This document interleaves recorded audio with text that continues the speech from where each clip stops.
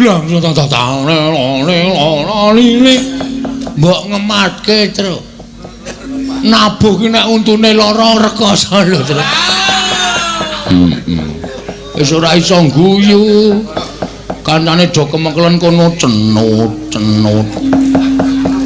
mulane sing jeneng untu ku ya wajib diupakara ora kok bisa kepenake dhewe bremeh bengi mayang nyambut gawe esuk turu tanpa lali ora sikatan untune ya bakteri-bakteri ya do mlebu ora ha iya mula kabeh awake kudu diupakara pancen ya bener mula aku saiki wis tak giatke meneh aku pit-pitan terus ha iya aja nganti nganu gong awake digerakke ora mung terus turu mari rampung dandan Jawa mangkat meneh engko ndak penyakite numpuk iya ngono ya Gong heeh mula aku ndek cita-cita rombongan kita ajak ngepit bareng-bareng oh anek kowe pancen pemimpin sing apik tenan ya rombongan iki tukok ngepit siji-siji terus jak ngepit bareng-bareng wis rasa sida wae ha iya bubar mesti anggere duwe rancangan kok mesti kon cucul. Ayo sing duwe gagasan kowe kok ya. Heeh, ya mula nek ndi papan anggere ketemu mesti akeh sing ndongake ya, Truk. Amin, pokoke digawe sehat awake Gong. Heeh, mangan ya ora ngawur. Ya ora sak mangan-mangane dumeh lagi kepomana lan semua apa-apa dipangan. Aja sok mangan jeroan. Iya. Marai penyakit. Mangan jeroan upamane cawet jeroan ki jeroan pitik daging brutu usus ki aja dipangan kuwi sumber penyakit mangan ya sing ijo-ijonan ya kaya to gendera tak tonyo modar lho ora ngono lho mangan sing ijo-ijonan sing enak-enakan iya mergo wanggere sawak ki ngancik umur 50 kuwi lagi krasa. Penabuh ya aja mempeng-mempeng. Piye carane supaya tabuhane lirih ning suarane seru. Oh. Carane piye, Gong? Dibarengi ro swara. Oh. Ngono. Mikir kuwi aja dienggo ngemiki apa gamelane nggo ngemiki cangkem. Heeh. Didep tung dang tak nong ning nang karo nabuh ora gamelane seru. Kowe kene ndide kok senengane aneh ngono lho Gong ora. Mergane ya kowe aku nek weruh kanca-kancaku ki jan saben bengi do nabuh ya ora kesel babar blas. Iya. Ana weruh wetenge kancaku sing demung ku jan aku sok mesake. Saiki wis suda akeh saiki kaya arep tak ingoni iwak. Iki upama ditukokke lele ngono iso lemu-lemu iki. Awang wetenge wong arep dingoni lele kowe iki. Saking gedene wetenge. Iya, Man. Ngendang ki ya ngrekoso. Iya, mula aja sok dadi sia-sia. Aja pisan-pisan to digawe lara atine. Pengendang ki ngaturi Rama. Iya. Anggres muni tung ndlep. Ha iya. Tutung ngono manut pengendang sok doyaki Rama ki mangkel ning ati kaya ora dinut mergo napase Rama ketuane iringan ki pengendang. Ha iya. Ngendang ngejak tundang tak iramane tutung tutung drang tak tutung tutung tutung. Kuwi pengendange ming-mingo ning atine lara. Monggo wong nek atine lara ngampet ki penyakite lever. Oh iya. Ati ya sing diserang. Iya. Lever kok ya. Iya. Soale ati sing diserang. Atiku. Anjen ya bener. Ngono ya kok kabeh iki ngemu resiko. Resiko saya melek saben bengi. Iya. Wah mau ya karo Pak Petrus wis diparingi job meneh itu. Waduh, alhamdulillah. Nendi Gong? Nang Jakarta ora baen-baen kancane Pak Petrus kuwi pengusaha Astra ning Jakarta kono. Seneng aku. Kapan kuwi tanggal pira kuwi? Tahun 2020. Waduh. Aku isih jauh hari. Aja kuwatir manjere isih suwe. Lho. Kudune manjer iki saiki kok isih suwe ora.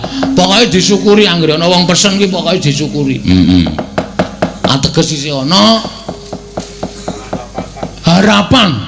Tahun 2020 kuwi iso anyicil. Ayo kan. Jan apa tenan. Ayo karo disambi nembang terus. Yo. Nembang sing kepenak. Ayo mestine sing kepenak. Ngaturke sing klasik dhisik ya, Tru. Ya. Ngaturke apa sing klasik? Aku kepengen sinom parijata, Tru. Nyamak. Oh iya, wah. Ki ana pawarta mau Banten gempa, Tru. Wah, apa? 5, berapa ngono. Muga-muga ora ana apa-apa iki penggemar saka Banten lumantar WA. Weh.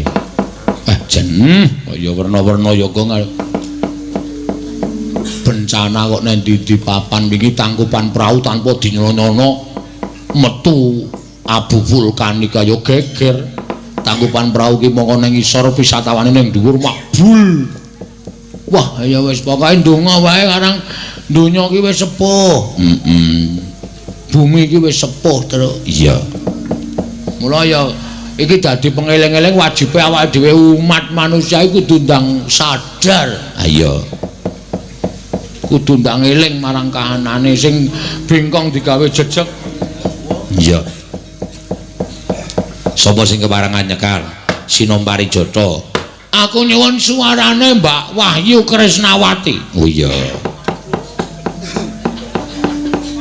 Presiden saka Semoyo Berbah Sleman. Mini Martono, Mino Martani.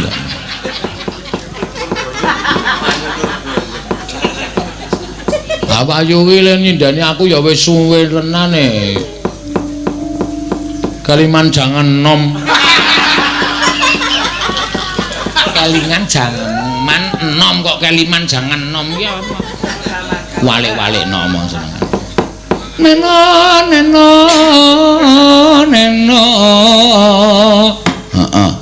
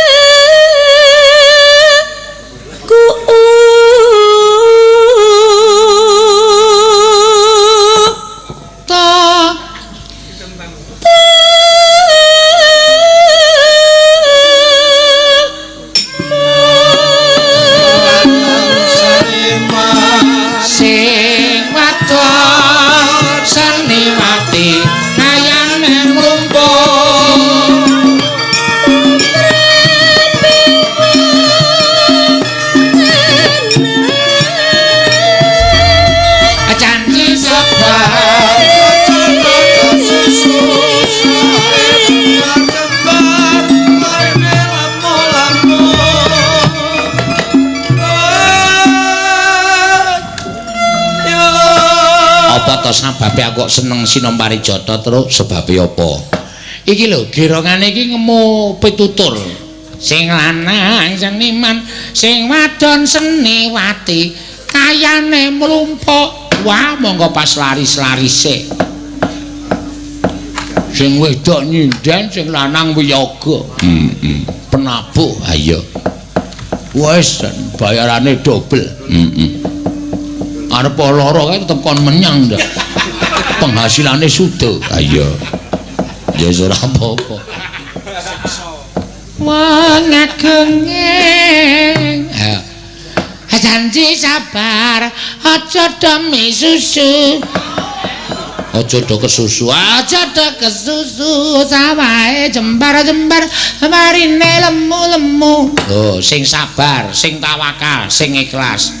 Tegese ora kok terus nandur pari-parine jembar-jembar sawah lemu-lemu iku ora. Ning kuwi tuladane wong sabar, wong ikhlas ki rezekine tansah banyu mili, tansah jembar-jembar. Mula dimbake sawah jembar-jembar parine lemu-lemu. Ning ora kok mung ateges parine jembar-jembar sawah lemu-lemu ning rezekine sing jembar, rezekine sing lemu. Iya, bener ya ning. Ha iya. Ya.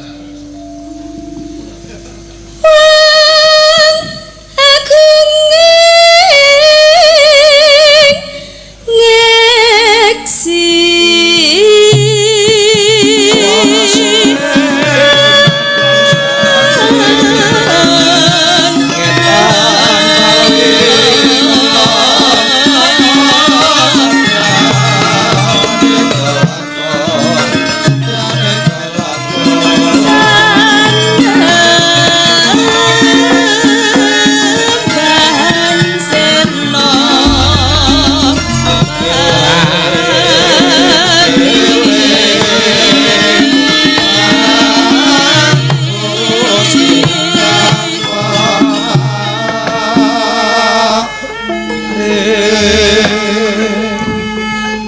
kembang suling kumandang suarane. Ngono iki tegese apa rek? Ayo wong nabuh ki nek iso apik lek tabuhane iso ngumandang suarane. Eling-eling kudu eling kang peparing. Wong urip nang donya kuwi kudu eling karo sing paring penguripan, paring rejeki, paring apa wae ya kuwi Gusti kang karya jagat. Mula setiap girongan ki mesti mengku surasa, mengku pitutur. Iya, terus iki kok Wahyu ki anggere ditunggoni sing lanang kok suarane ora gerak ya terus. Sing lanang melu kok. Wah ya mau bengi kak ada izin. Izin ora mangkat. Ora mangkat ding lah kalingan. Mesti semedon.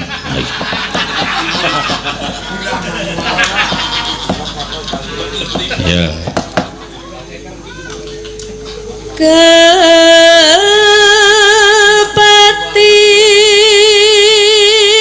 Amar. Nek biasane terusan kaya ora tunggone sing lanang iki mesti serak kae iki semene iki ra kuat, saiki kuat.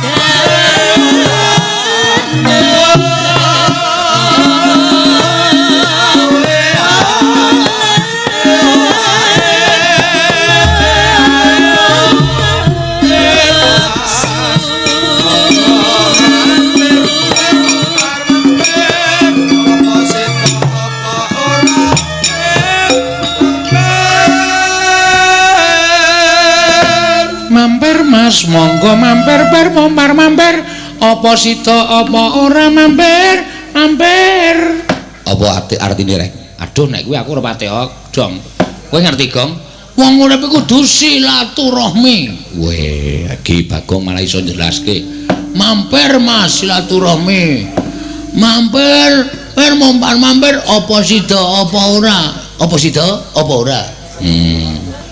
ngono wong silaturahmi kadang sok gojag-gajeg aku mampir ora ya ning silaturahmi iki becik apik dene godhaane setan rasa ora penting ngono kuwi apa sida apa ora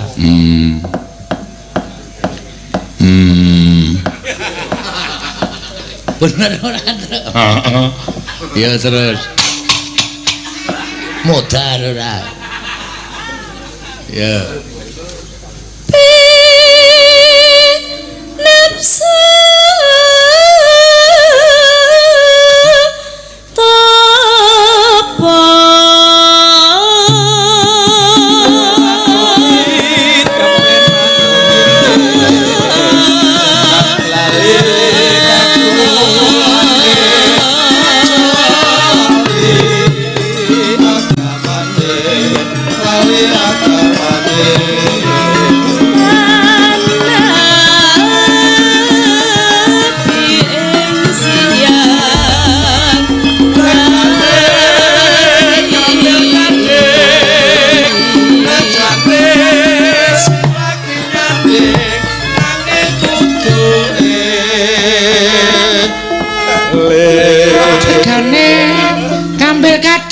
bejane sing lagi nyanding nanging kudu eling wong nek wis nyanding wong sing lencir kuning kudu eling statuse apa weh nek misale sing nyanding aku padahal aku wis berumah tangga aku kudu eling statusku ki aku nang omah wis ninggal bojo mula najan nyanding wong lencir kuning tetep eling marang statusku ora kena berbuat sing sak senono sak mestine wah pituture ya apik-apik ya apik-apik ama pipalondo kuwi tegese mbuh ora dong ya dintekke ya rek dintekke kok gek genti liyane terus ya hamba pipalondo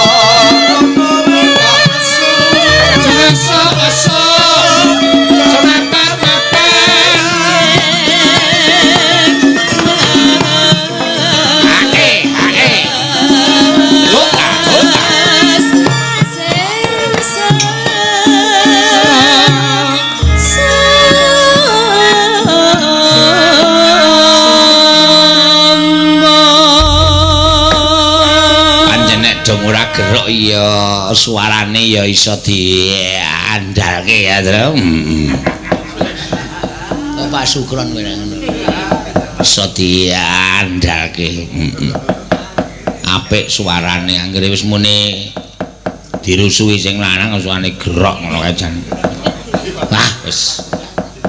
Ayo kowe ora apa-apa kaya. Ayo genti kowe, Tom. Ya. Nembang sing kepenak. Nah aku tak slindro wae reng. Oke, men diwalik karo Pak Bungkek. Diwalik karo Pak Bungkek. Iya. Suarane yo apik. Sopo? Pak Bungkek. Iya senengane. Aneh-aneh ora. Ayo, nembang apa Tong sing kepenak? Reng. Apa? Aku tak nembang sing cara klasik wae. Heeh, iki ana nawala dibuka. Oh iya. Nyuwun lagu Sragenan Gelo kalian Rembulan. Ngatur kagem PT YPTI. Waduh, ra iso itu. Heeh. Gelo iki sing kepiye? Jeneng Gelo kowe aja lali, kowe jeneng gula ora jeneng Gelo. Nek sing Rembulan, waduh iki lagu anyar sing lagi kinyis-kinyis. Ha iki kudu nganggo keyboard iki. Nek digawe Sragenan ya urung tau krungunya. Dikundurke ora iso minangkani kok. Rembulan ora iso. Rembulan di waktu malam. Ora dong ya Kang. Sesuk tak ajar sik. Ya. Bawa apa, Tru? Dandang gula Semarangan. Semarangan. Sing nyekar kajenge Mbak Agnesia Nandasari Nuring Tias. Ya.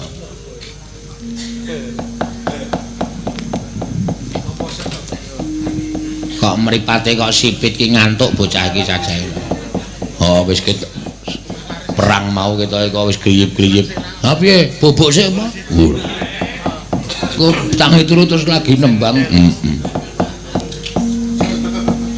Yogya nira. Wis to reng kowe iki. Aku kok iso kelangan ngeng to iki. Yogya nira semono kaya.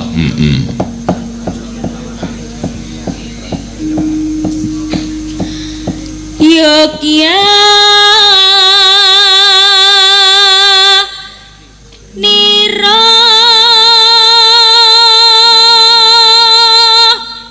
kang para prajurit ya kang para prajurit.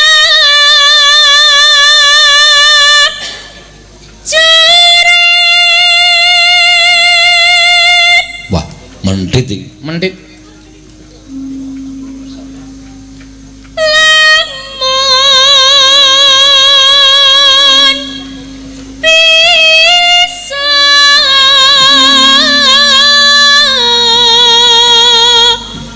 sing seneng dandang gula Semarangan ki nek dirasake ngomong kok get-geti wong lho.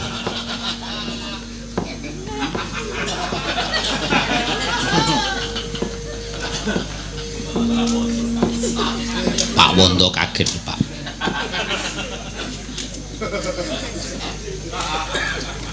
Sami anu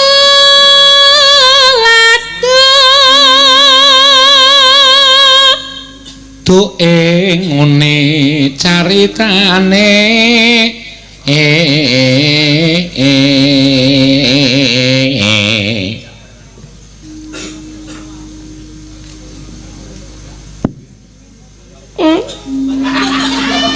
Panti raimu lho. Tak ampet ra iso.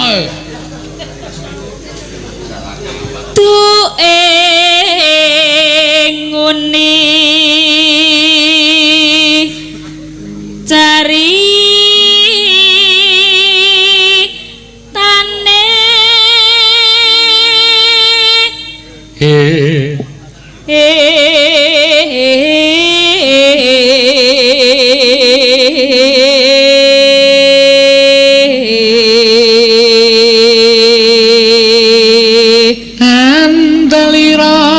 sang Andelira sang Prabu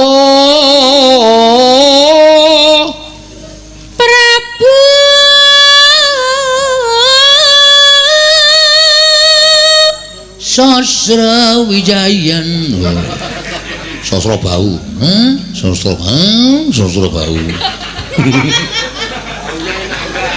menguni ngono mripate nganti mendonong iya Sasra Bau Sasra Bau Sasra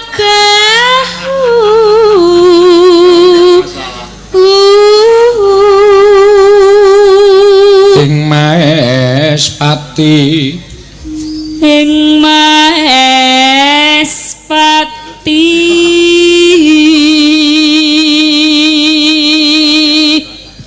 aran pate Suwanda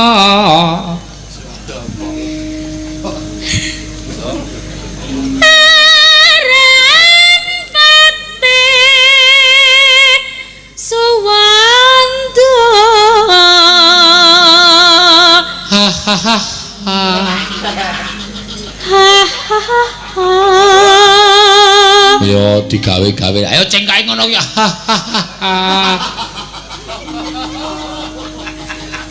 lelabuan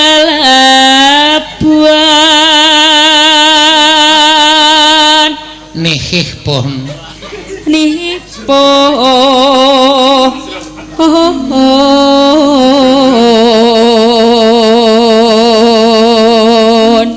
kakek rasa prehara ora ngono kabeh njurku eta kaya piye ora piye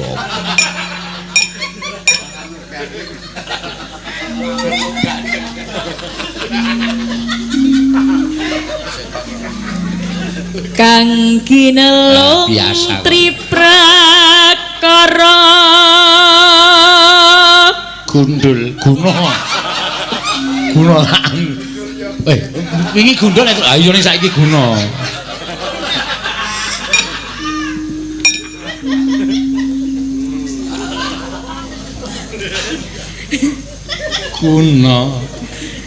guna kaya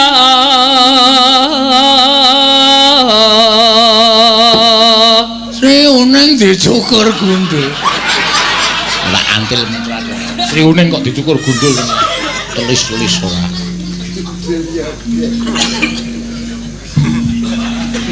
purune kang tenang tepi sok tak loke kowe lah malah ngece diam Go menceng.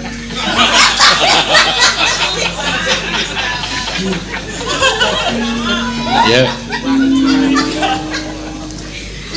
nuhoni trahu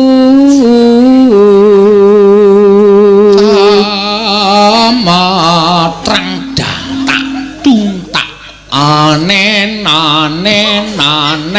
ning nang neng ning neng nang ning wah kowe apal gendinge rek ning nang ning nang nang gendangane gendeng-gendeng gendeng lho trijine ngene terus ayo double suarane double mangga ya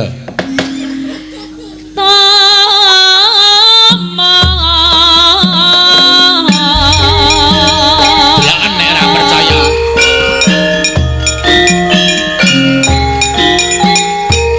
yo ora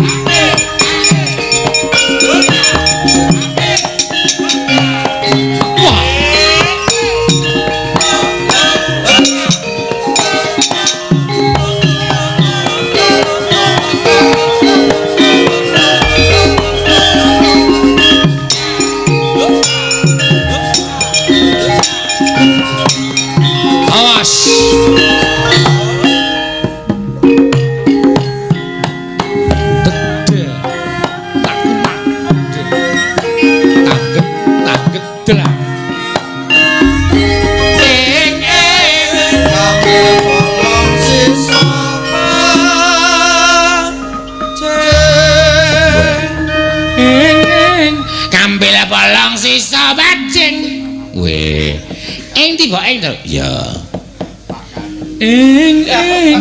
Aja ora omong jenenge maling. Nggih, iso apik kok. Bantal dawa jenenge guling. Nggih. Numpak becak temumplak jenenge goleng. Wih kalipane kedawan. Angling anu lah ngethok. Ngesok wedang jenenge ngiling. Wih. Ndodok rutut jenenge maling. Ra wae. Ndodok rutut kok jenenge. Ndodok rutut jenenge jagongan. Iya. Dari mana datangnya cinta nino? Dari mata turun ke hati. Ngetan paling ulon apa setiane kelakon ndul gundal gandul. Dari mana datangnya cinta sayang?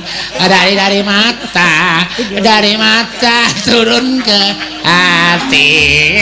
Nah, tapadara tatu miring, aku miring ya iso. Kok dari mana datangnya cinta? Wis ben cakepane manut aku wae sarana. Dari mana? Pokoknya datangnya cinta gundul gundal kan.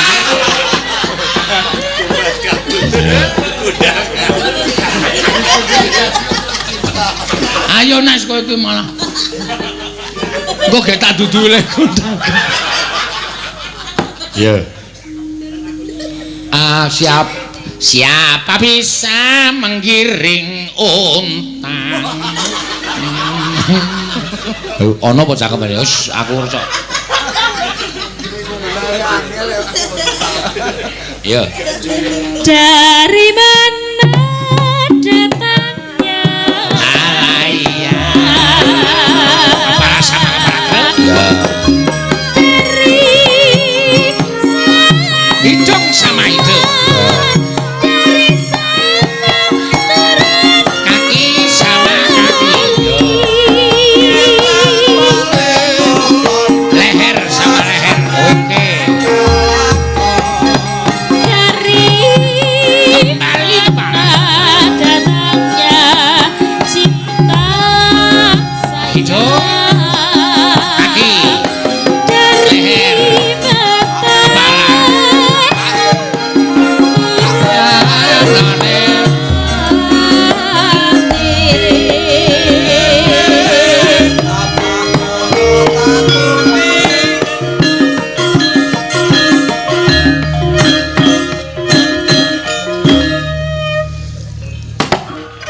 Ngopo seneng aku ming joget ngono wae rasane kaya marem ning ati. Lho. Iki ngapae? Aku dijel. Ya. Aku dijel. Ya kene mundur. Dari mana neneneneno. Alon bae. Tuk ngono ya. Dari mana datangnya nene? Kecepatan. Aku nek ora ngono-ngono ki suwi to. Alon wae dipenake tuk lho nyaman to tuk. Wah ora iso. Aku nek ora tuk ngono. Dibaleni yo. Dari mana datangnya? Piye?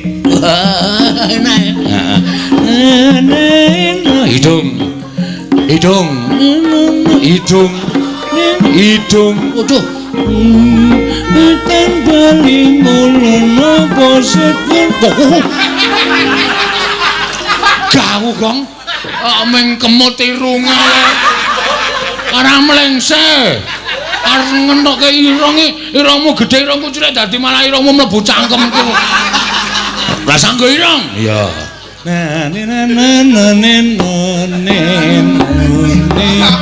hidung. Ora sanggo hidung. Langsung kaki. Kaki.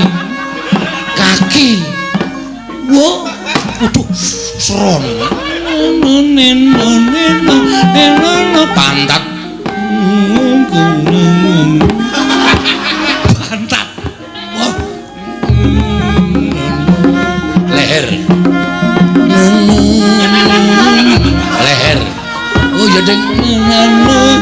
Kembali kepala.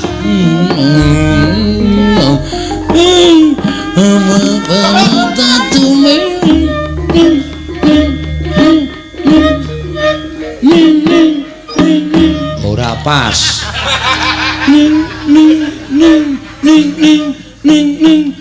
Dintake suwe aku pengen nggen kuwi ya.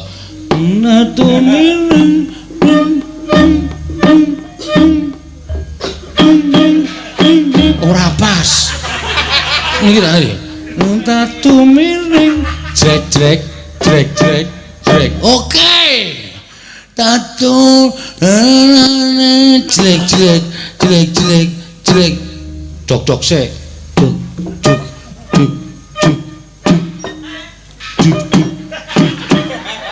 Wah. Angel tenan. Kene.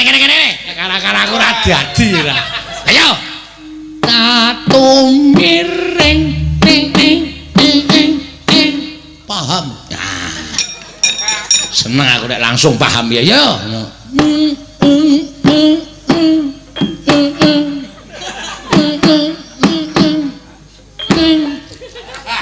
Sip. Wow.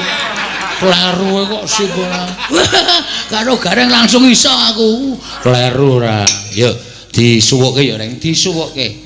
Dari mana deng tanding gong ngono wae. Ngawur. Yo. Siapa bisa menggulung tenda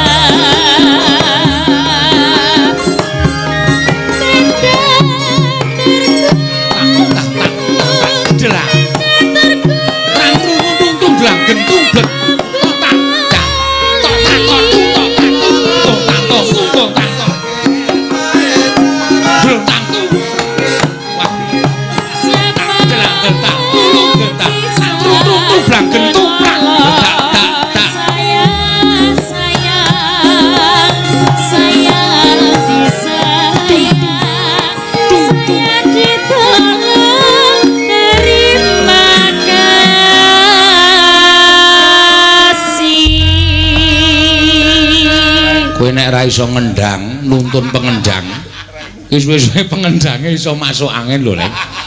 Sirku iki takon trampil. Lho, pengendang ki ora mung ngajek kembangane kaya ngono, berpikir. Lho.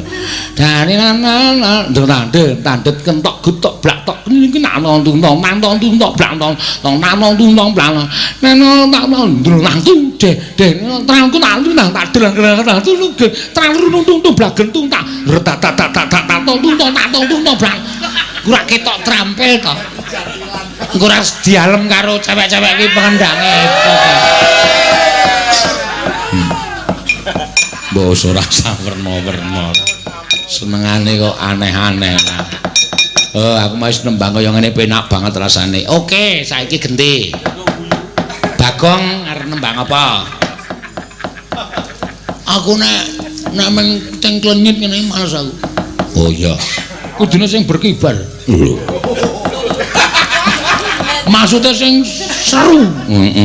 Gayeng ngono. Ha iya.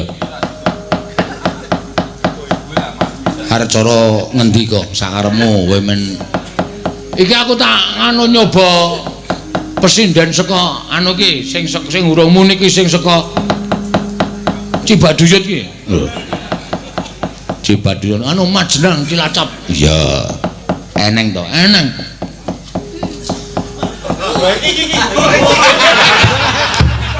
Lho.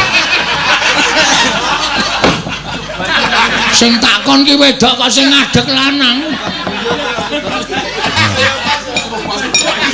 Yes, ngene ra. Tak kira. Aku ora Cibaduyut aku Cibanyak. Ya, ayo Rido. Ya, nembang apa Pak Dalang? Nembang apa? Rika bisane apa? Nyong Ya. bisa turu. Iki juga apik kaya kowe. Nyonge cocok. Nyonge cocok ora.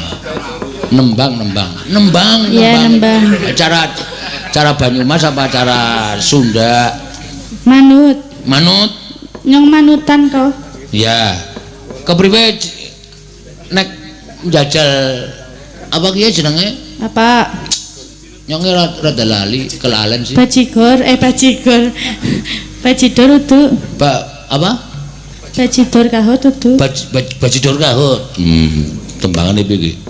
Kuwi meng disumet tok terus. Oh. Bajidor kahut. Aku meng disumet sumbune. Bajidor. Ora kembang api ora bajidor. Apik iki? Nah.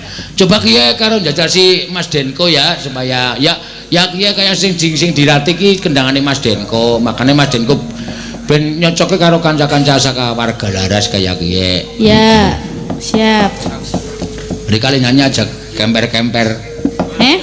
Kemper ki apa, Gong? Kemper siapa? Keri ki nek carane Banyumas kemper ya kaya kowe. Ya udu. Tulirikane basa Banyumas nyonge duwe wong sing bisa bahasa Banyumas. Siapa Pak? Kiye mantan penabuh nyong. Sing saiki wis dadi gelandangan. Wong endi? Kiye wong Banjarnegara ki amangane ya kaya cara Cilacap. Banjarnegara. Iya iki sing sende-sende anu apa cagak panggo kiye gemian kiye wong kiye pengenongi nyong. Pengenong. Iya, pengenong. Jenengane siapa Pak? Jenengane Gombloh. Apa temenanan? Temenanan. Oh iya, biyen ya rombongane bodong barang kuwi. Warga Laras. Asli Banjarnegara. Sesi pertama. Asli Banjarnegara. Ngisor jembatan Kali Cerayu.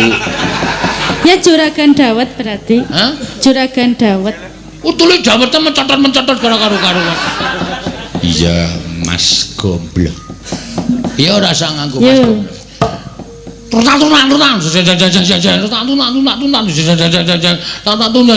Wah, iki iso ora dadi lho, Gong. Pendemu sing iji lara untu. Ket mau wis ora senyum babar blas.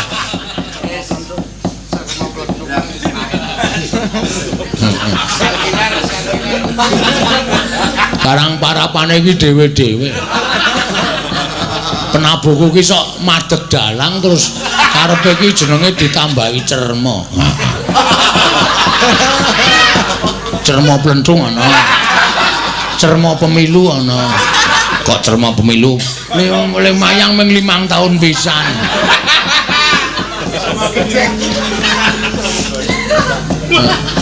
Ya ora apa-apa kan ya menawa sok kondang.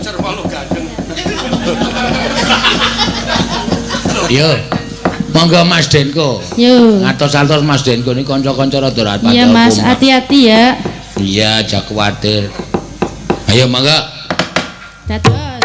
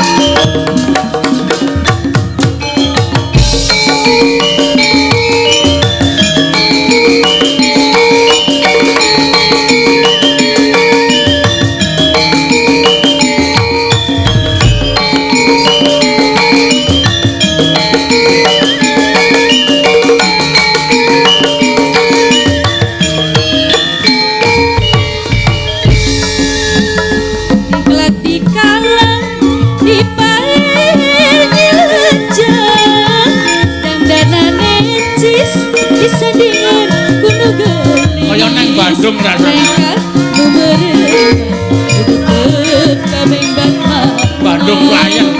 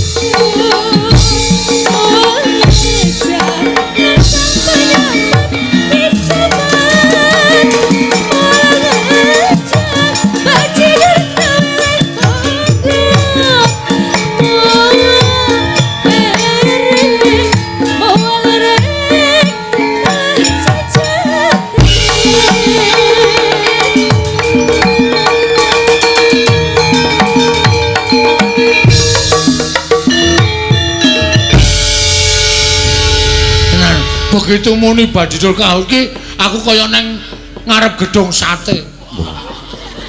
Gedung sate ngendi? Bandung. Oh iya. Dulu muncul. Apik tenan yo, tenan apik tenan. Rasane kaya neng Bandung tenan. Ha iya. Trampil ya pengendange. Heeh. Ayo kuwi didikanku. Waduh. Kowe yang ngrene sing apik kok mesti didikanmu. Di sing ngrep-ape ya didikamu. Kowe lak kandhane kaya ngono.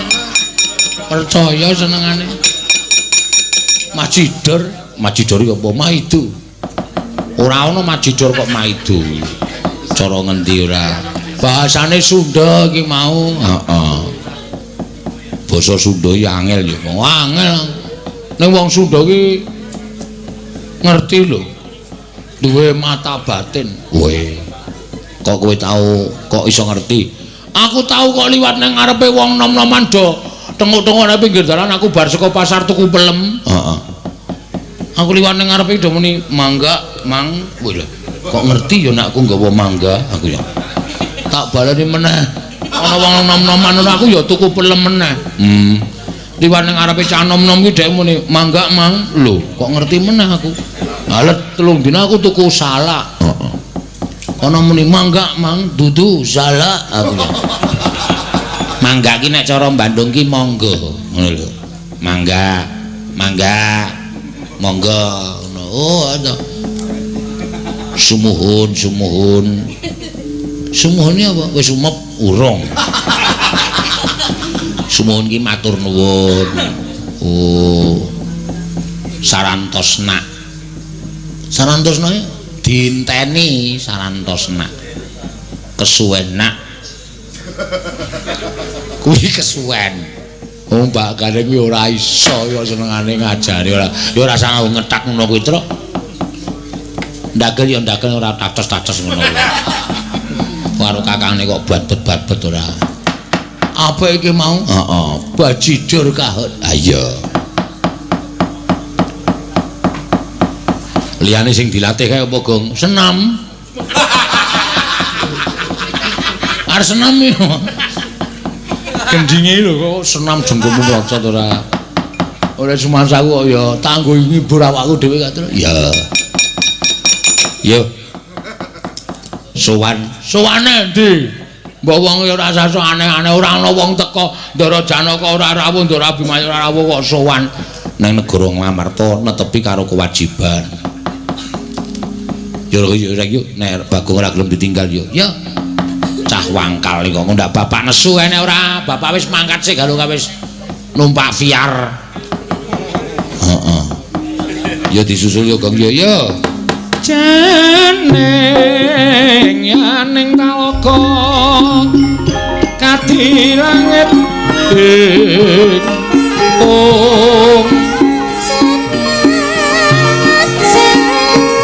wis kana mumpung difoto ya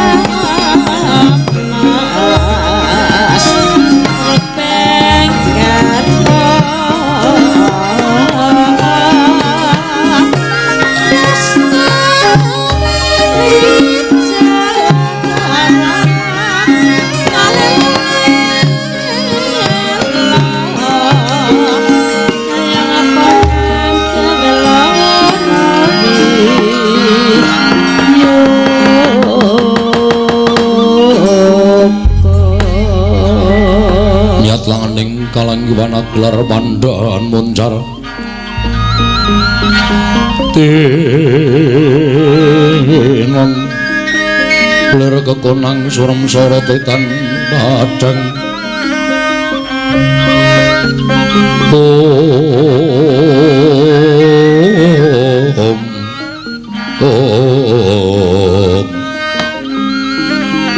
Kakang Narada Kakang Resi Kanika Putra menapa iki mboten nginten babar pisan ingkang sawetawis kayiwangan katingal ayom tuwin tentrem dinten sakmangke katingal wonten gara-gara ingkang sumundul wonten ing ngawiyat Kakang Narada menika saking dayanipun menapa Kakang Resi kencang warudayang pak pong bu bolong ngali cedhe sapa sing gawe nuwun sewu menika mboten saking pakarti menapa-menapa namung saking penyawangipun ing Raka Sidi Pangdal-udal. Menika wonten satunggiling titah ingkang salah kedaden. Tegesipun salah kedaden kados pundi? Piyambakipun ginakaken sawijining kayiwangan minangka anggenipun nuruti dhateng pepinginanipun dados Nalendra. Lho, sinten Kakang? Mboten saged kejawi nawi apa-apa ya paduka inggih menika pun wisanggeni. Ingkang sekawit piyambakipun kepengin ngraosaken dados Nalendra wonten ing negari Ngastina nanging sareng nata Ngastina Prabu Duryudana kepelajar saking negari Ngastina tumunten nyuwun senjapit pitulung dhateng pun Betari Durga. Malah samangke mboten namung Ngastina ingkang dipun bedah dening pun Wisanggeni. Nanging klebet kayiwangan Dandang Mangore ugi dipun bedah dening Wisanggeni. Tumunten lajeng madheg Nalendra gumanti dhateng ingkang rayipun Pandya Betari Durga lenggah wonten ing kayangan Dandang Mangore. Adi Pramesti Bathara Guru miyat panganing kalanggiwan aklar pandan moncar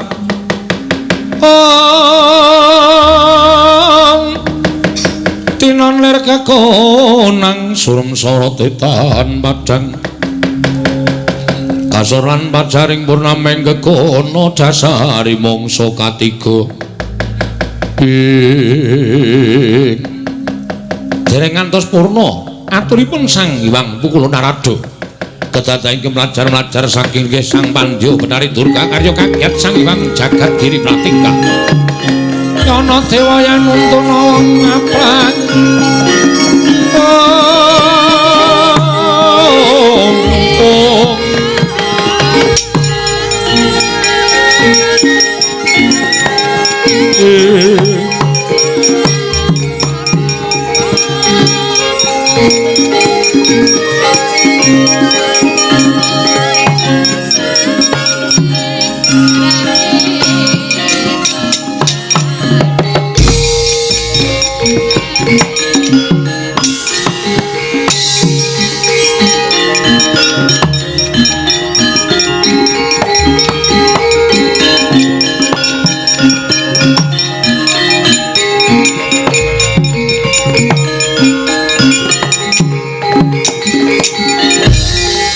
Goncang kancing langit kelap-kelap katon lir gincanging aris risang mawe gandrung sabaran katulu wukir moyak mayik ing Durga ana wigati apa dene sira swan mangka tanpa tinimbalan nuwun amat pasang kaliman tabi tinepi ing lodune dumawahing tawang tuwang pukulun boten nginten babar pisan bilih badhe kewirangan ingkang rayipun Pandya Betari Durga.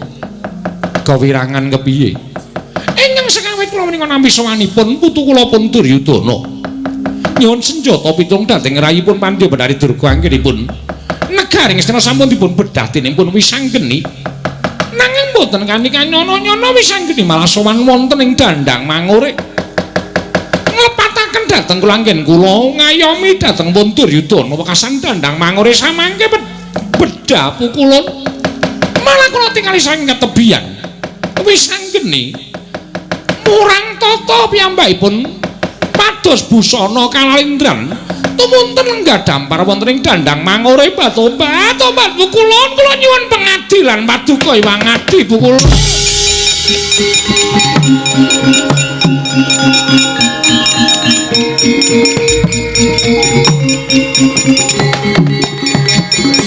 Pandhita kang kinarya wangsit pindha kumbang ngajaping tawang susuh angin ngendi nggone Kakang Narada menawi bener pangandikanipun Kakang Resi Narada jebul wisanggeni sampun nerak pacak nerajang perbatak dupeh piyambakipun menika jalma pinilih dening para Jawata wekasan ginakaken wewenang kinaryosa wenang-wenang lah menika kedadipun emutaken mboten namung dipun emutaken nanging wisanggeni kudu mapan wonten ing kawah Candra Dimuka mangke riyin sampun ngantos paduka lajeng kesluru nuruti dhateng mubal babaling kanepson krana aturipun panjenengan Durga kedadipun petang lho kedadipun petang menawi jenengan dika Adi Pramesti Bathara Guru menika wantun badhe nyemplungaken wisanggeni wonten ing kawah Candra Dimuka menapa mboten ajrih kaliyan dukanipun Sang Asih Prana inggih Sang Hyang Padawenang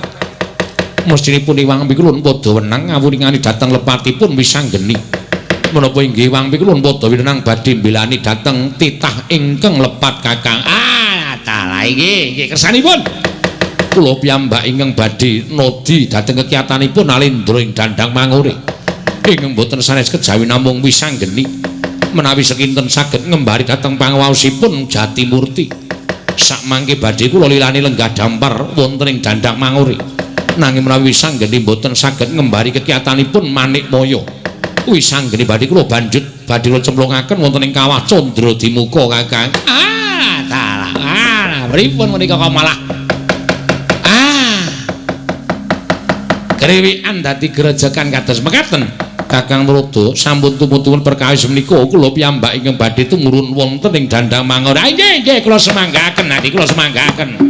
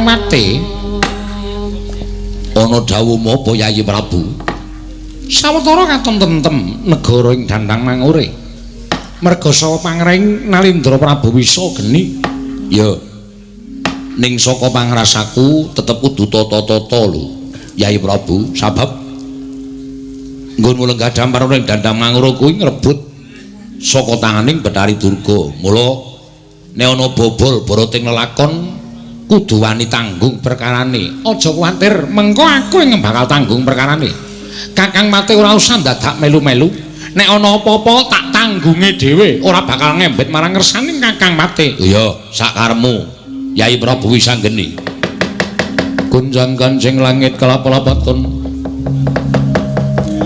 lir kincanging risang mawe gandrung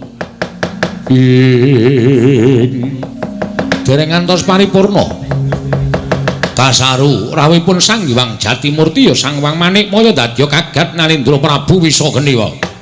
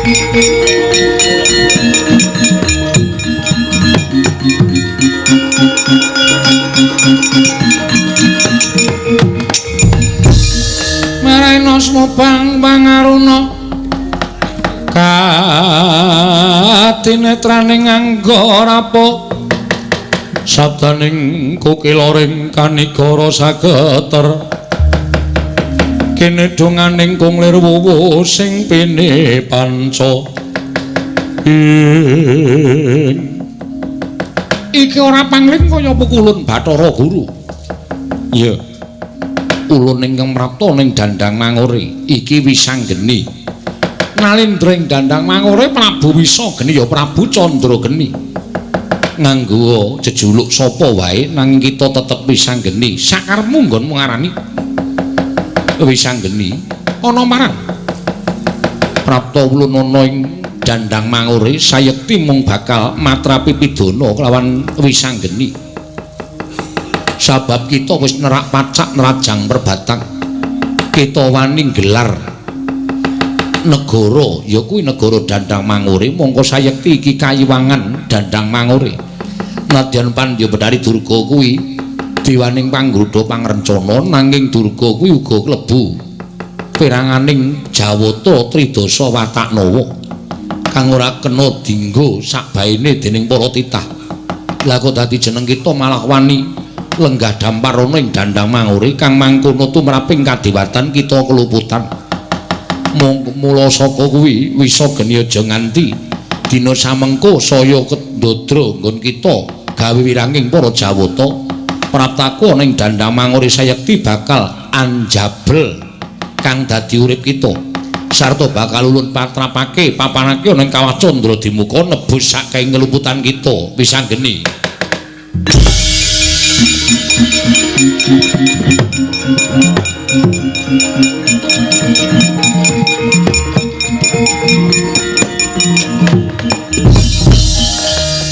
Bathara Guru yen sampeyan arep njabut karo nyawane Wisanggeni aku ora bakal kabutan merga jer uripku ana panguwasaning para dewa ing wis paring panggesangan kelawan Wisanggeni nanging apa ya kleru yen to aku lungguh dampar kepraboning Dandang Mangure mongko kayiwangan nembe wae suwung komplang ora ana ingkang lenggahi tegese kayiwangan Dandang Mangure dina samengko iki ora ana ingkang padha ngrenggani niatku mung pengen jaga marang kayangan Dandang Mangure ora sah kakehan gunem tanpa guna kabeh mau dadi pawadanmu nggonmu bakal sumingkir saka keluputan Mula wektu dina iki wis anggeni.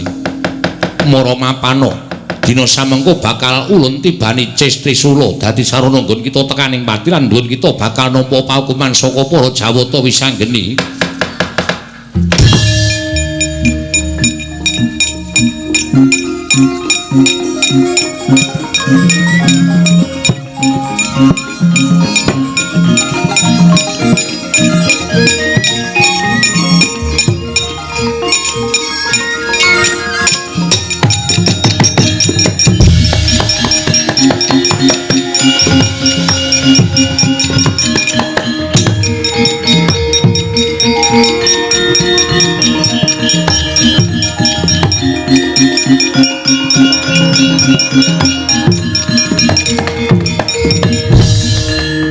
Kita pamer kekuatan bakal ulun tibani pusaka Cis Trisula teka Banjrana geni sak lumbung Bandung kengayomi kelawan jeneng kita wis anggeni. Ayo aja pasang Jaya Kawijayan ungalno dadamu bakal ulun patrapi pidana pukulun. Ora duwe niat aku bakal sulaya sarta aku nyelaki marang dawing Wang Pikulun Jatimurti babar pisan ora. Ya omonge maneh geni ingkang ngayomi marang aku mau dadi pratandha yen to sak tenane uripe wis anggeni durung tekan titi wanci aku kudu bali marang payunan suci. Durung titi wanci aku kudu bali sarta aku kudu mati ana ing papan kene. Mula ana geni ingkang ngayomi kelawan aku. Pukulun ana ing kene dititik sapa ingkang bener lan sapa ingkang luput.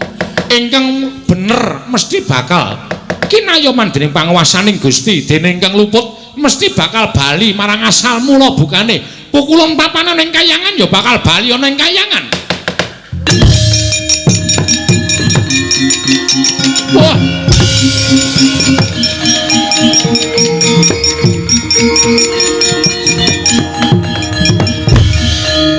Ora kok ngleleng Yai Prabu kok dadi kekuatane ngedapi-dapi.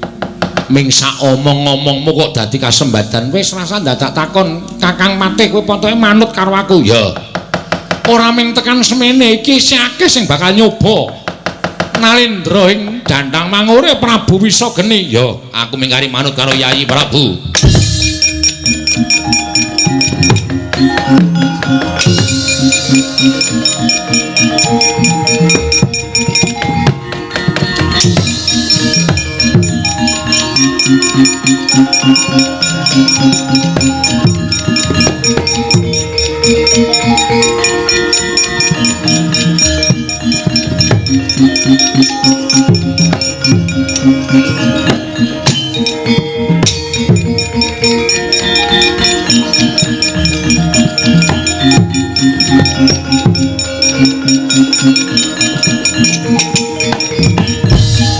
Piye Janaka? Koko Prabu ngaturi ketiwasan. Lho, ketiwasan piye? Kabar ingkang sampun kula tampi bilih anak kula pun wis anggeni dinten sak mangke badhe nyuwun wangsul ing negari Ngastina. Nanging sareng kula titip priksa jebul negari Ngastina dinten sak mangke komplang. Koko Prabu Duryudana mboten lenggah. Anak kula wis anggeni nggih boten ketingal wonten negari Ngastina. Lho lak terus padha menyang endi Yayi? Kula piyambak boten mangertos Koko Prabu. Koko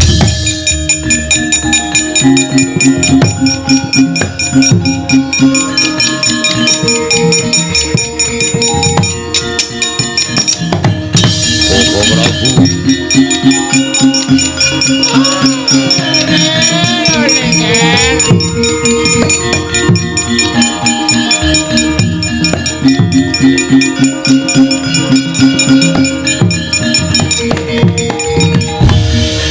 Bapak Durna tuwin Yayi Prabu Duryudana. Oh inggih Nger, kula ingkang sowan Nger. Wonten menapa Bapak Penemban? Oh ngatur ketiwasan. Ingkang sekawit ingkang putra inggih menika wayah kula pun wis anggene menika damel geger negari Ngastina. Badhe nyuwun wangsulipun negari Ngastina. Piyambakipun kepengin dados Nalendra mboten ketang amung sak kedheping netra nanging dening anak Prabu Duryudana. Negari Ngastina dipun gondheli wekasan wis anggene ngamuk punggung.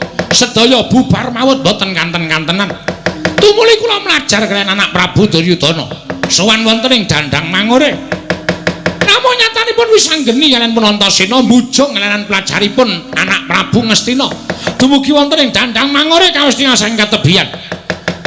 Iwang Pikulon Pandya Betari Durga kepelajar saking Dandang Mangore lan datosna wuninga bila ingkang putra inggih menika Wisanggeni samangke madeg Nalendra wonten ing Dandang Mangore nggih. Lho.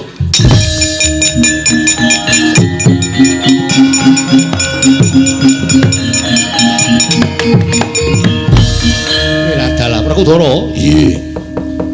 Jebul Wisanggeni didombani karo anakmu Antasena, Caedan. Wah, ora ngelekke karo adine. Malah ndombani arepe Wisanggeni. Koko Prabu kuwatir sing manah kula. Menawi wonten tantrimanipun Pandya Betari Durga tumuli badhe damel cintrakanipun anak kula pun Wisanggeni. Prabu kula nyuwun senjata pitulung supados paduka Kanjeng Prabu saged ngemotaken dhateng pun Wisanggeni. Werkudara, nggih. Janaka wonten dawuh ning Dandang Mangore. Ayo tak derekke.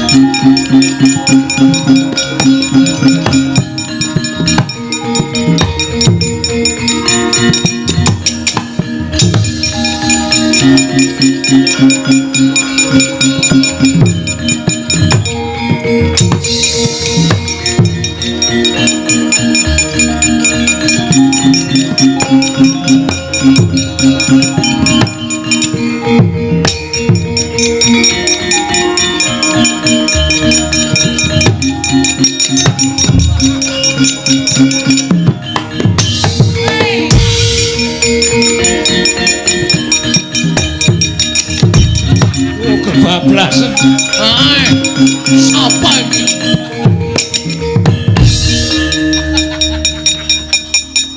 Melayu cenanangan. Nggo sepatu roda.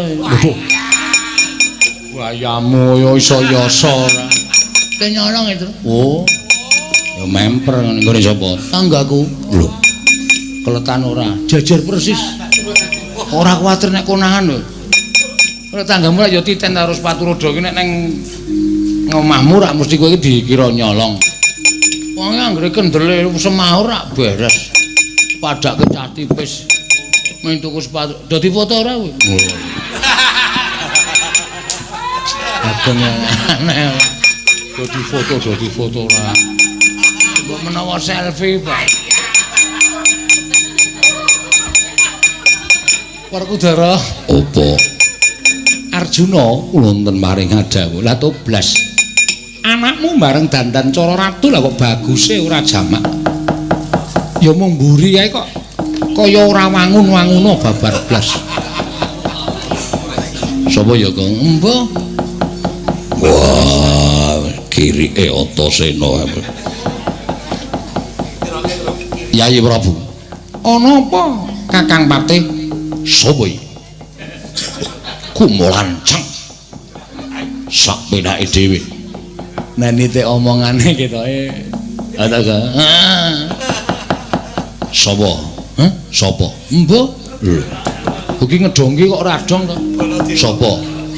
Lasiron. Waduh. Ayo Patih kok nariki kabel. Uduh kok. Ngawur wae ora. Jagat aisaning Bathara wayah Bathara jagat wae ladal. Nggir, cah bagus. Anakku wong Jentara, anakku wong Sigit. Anak Anung Anindita bocah mursid samikul dhuwur mendem jero karo wong tuwa. Ya to. Saben titah mesti duwe gegayuhan. Saben titah mesti duwe pepenginan. Ing mestine kudu kelakon. Ning rak ya nganggo sesa-sesa to. Aja kaya ngono ora sak penakmu dhewe. Dupeh kowe dadi wiji sejati, dupeh kowe dadi pitataning jalma, kowe dadi nom-noman sing pinilih dening para dewa. Ning ora kok njur sak kepenakmu dhewe kaya ngono, nganggo tatanan, nganggo aturan. Mara coba to. Yen pancen kowe kepengin dadi ratu, ora usah dadak kaya ngono kuwi. Matura karo wakmu Ndrawati, aku tak lereh ke Prabon. Aku tak leren nggone dadi ratu. Aku tak brahmana, Ndrawati agemen, Ndrawati agemen. Yen sira kepengin dadi ratu ning negara Ngamarta, aku ngematur karo wakmu Puntadewa supaya lereh dadi Nalindra, agemen, agemen ora apa-apa. Wong nyatane kowe iku ya putra Pandhawa. Yen kowe kepengin dadi ratu ning liyan negara, ngendika, matura karo wakmu, tak bedahi negarane. Wakmu Werkudara ing sago bedah negara, kowe sing dadi ratu. Rak ya ngono to Werkudara? Ya. Ora dadi ratu ning kayangan. Wah, memek mripate. Sak penakmu dhewe. Ora niki sinten to, Den? Apa kowe pangling Petruk? Mboten ngerti. Mergo nganggo sandangan cara ratu. Heeh. Anu iya, anu nggih. Sapa? Mboten ngerti?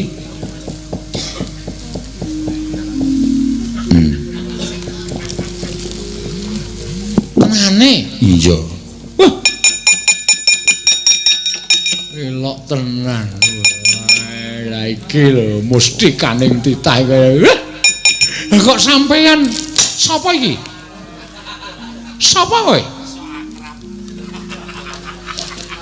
Kowe wonge sok kenal. Sok akrab dadine. Ajarine, masa? Walah urung ngomong. Wis dikampleng ora. Wong trobo-trobo kok nyedak ratu. Ambune prenguse ora jamak. Ya nggih, lereo. Pereno.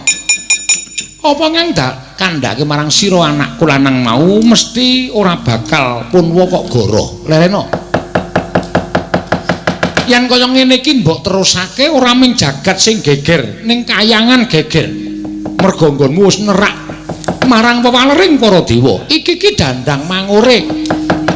Ora pantes dadi ratu ning Dandang Mangure. Ayo salin to. Wis anggene aja kaya ngono Cah Bagus.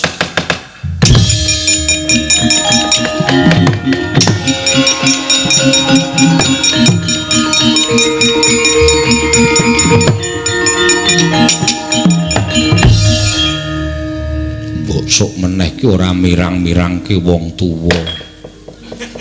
Kowe iki anakku. Nek pengin dadi ratu ora ngenggoni-nggone wong. Kowe matura tak bedahke negara bapakmu iki wong Sembodo. Kok mung trima dadi ratu ning Dandang Mangure. Senengane gawe perkara karo wong tuwa. Njaluk ngapura, Bapak. Yai Prabu aku piye iki? Wis kacau iki. Ya salin. Wah. Wis anggene. Apa wae? Sapa? Kakang Antasena. Wah, celeng. Bar mirang-mirang wong gerang, salin ora, rasane tak gecek ndasmu. Ora, apa-apa kok diseneni ora.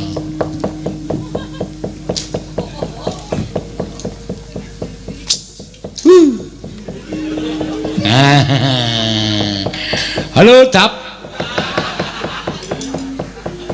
Ayo, friend nih. Kanca ya, Gong.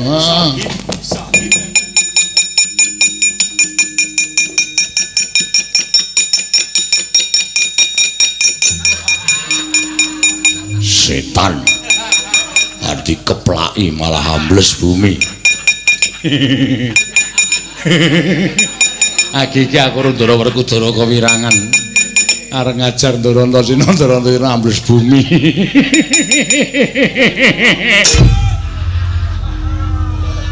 Ngece. Petruk senengane ngece. Aku iki bendara ya padake geguyu sampeyan ae dhewe ra.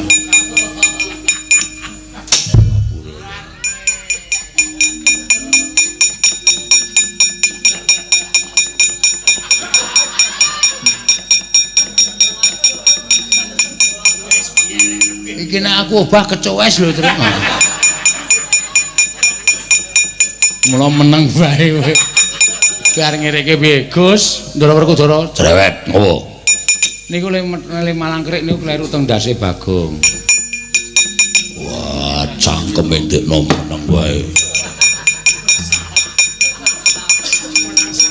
Pindah. Ndak kesonjo mboyo.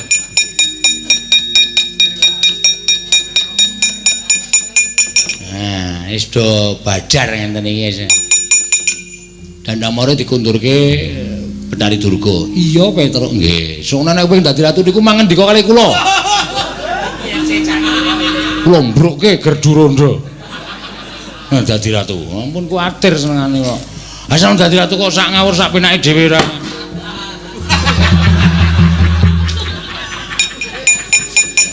Ndara Janaka ngantem sithik kowe buanture Raja Mak-sama. Kejangar ta, Tru? Heeh.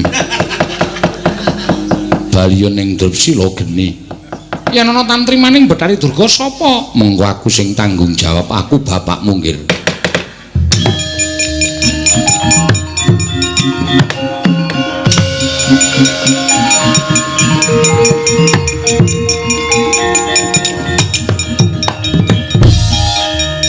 Aku mung sakderma ngetutke wisanggeni, Pak. Aku nek ana lupute njaluk ngapura ya, Pak.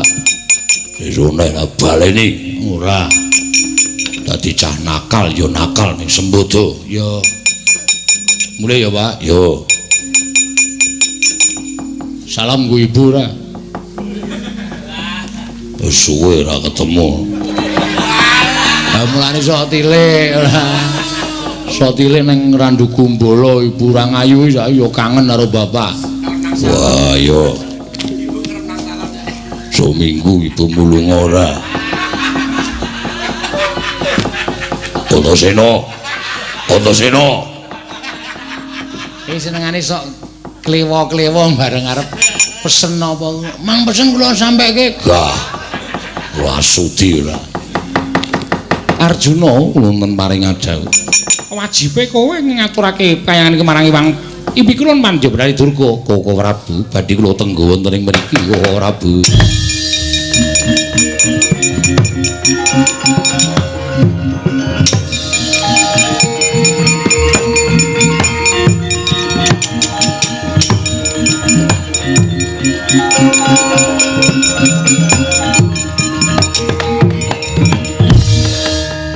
Ulun kula minangka dados tiyang sepuhipun wisanggeni kula ingkang nyuwunaken pangapunten Mbak Tobat.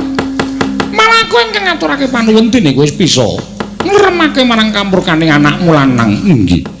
Sedaya kalebatan kula nyuwun pangapunten. Ora dadi ngopo Janaka, ora dadi ngopo Mbak Tobat. Aku ki nek dijuwuni ngapura karo piyai sing bagus ki ora dadi ngopo. Nggih. Bareng kula nyuwun pamit. Ati-ati aja kaya bocah cilik Pak Tobat, mbok tak ndemek tanganmu sedhe lho wae. Badhe menapa? Piye tangan kok aluse kaya ngene. Ngaturake panuwun ya Janaka, inggih. Kandhana wisanggeni sesuk aja. Sakepenake dhewe, inggih kula nyuwun pamit Iwang Pukulun.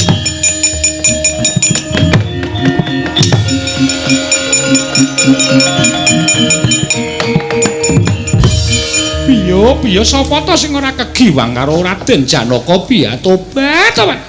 Ing atase titah kok baguse kaya ngono, ngedap-edapi temen ing atase aku ki kulino ngedhepi wong bagus musuh Raden Janaka lha kok dadi ya iso lulo ati iki.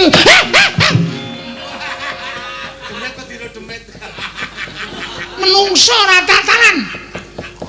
Tak kira nek opo kaget aku. Ndelok tangane, ra sudi.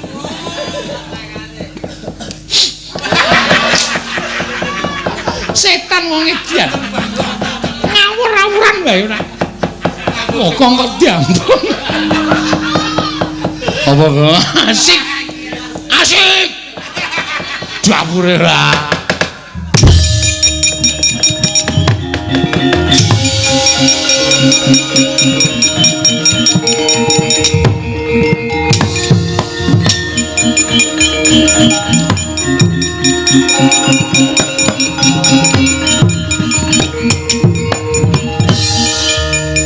Menungso ora tatanan. Mboten lho. Wonten dawuh sampun to, Nger, sampun.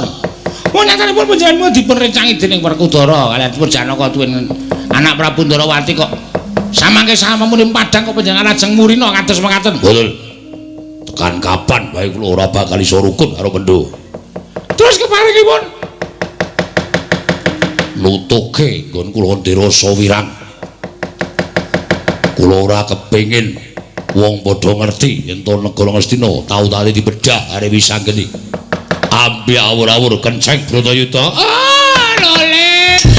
Ger. Watri emot, Ger.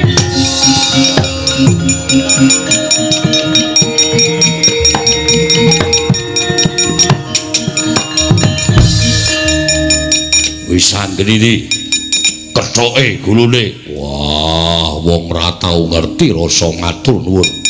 Wis dibelani sing angah-angah kamurkanmu. Wah.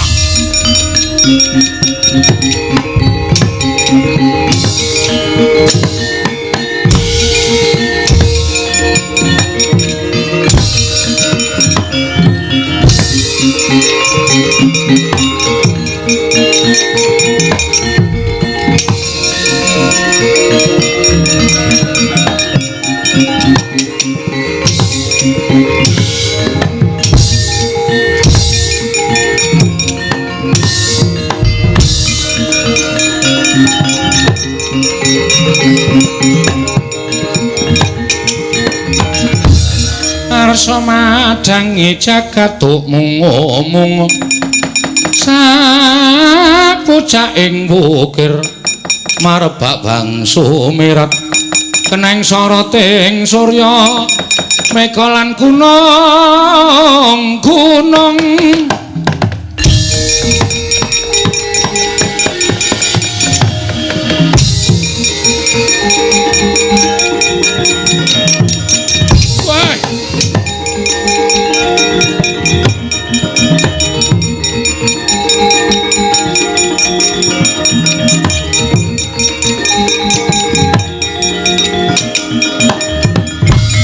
Purwa Madya Wusana sampun paripurna ndara ya Kang Putra sampun emut dhateng Purwadaksina ning niki dadi kanca Benggala bilih para sepuh-sepuh menika mbejangipun ingkang gumantos ingkang muda-muda ya tur dasare nom-noman Pandhawa menika sedaya pikantuk kanugrahaning dewa saged kiyat kedunungan derajat Nalindra ya Semar Purwanpur naning gati Surasudra janing kang ratsuh brajata Kalimadar Suti Rahayung Sami Makarya Rahayung Samya pinanggih Ndara